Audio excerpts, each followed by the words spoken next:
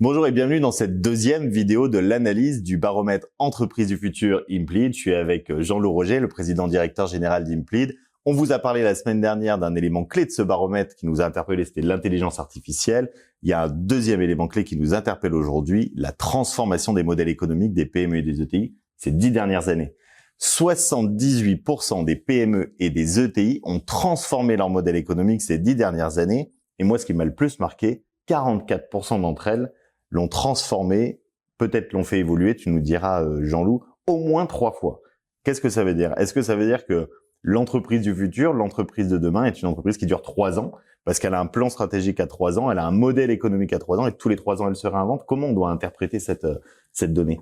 Bien, c'est ce qu'on disait en aparté tout à l'heure avant de commencer cet entretien. Je suis assez surpris du nombre d'évolutions. 3, c'est beaucoup en 10 ans. Et je me demandais si le terme transformation n'était pas à mettre en regard du terme évolution. Chez Implead, je me disais, ces 10 dernières années, on a une transformation qui a été une évolution réglementaire qui a permis qu'on agrège l'ensemble des métiers du droit aux métiers du chiffre et aux métiers humains.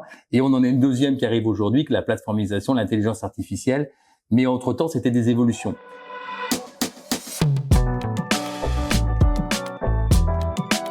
Il ne faut pas confondre transformation et évolution.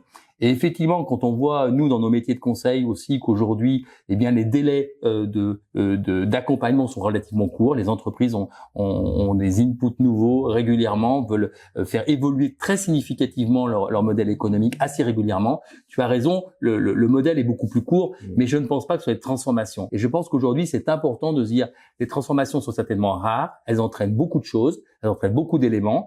On est certainement à l'aube de beaucoup de transformations, le digital, le RSE, la CSRD, l'environnement. Il ne faut pas oublier que ces transformations, elles vont se faire par des jalons et que ces jalons, ça va être des évolutions. Et certes, je pense que ces évolutions vont être de plus en plus courtes.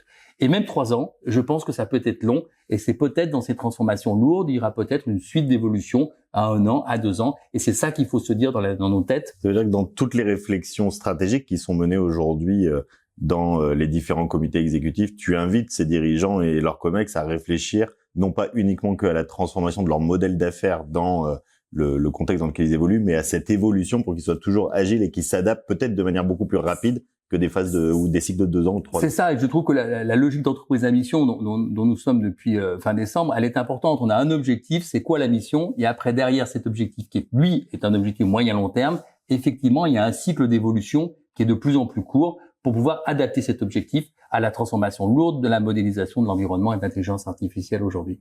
Ok, merci beaucoup Jean-Loup, merci à tous de nous suivre et puis vous aurez dans les prochaines semaines d'autres interviews de dirigeants qui vous partageront un petit peu leur vision de comment ils transforment leurs entreprises de manière globale. Merci à tous. Merci.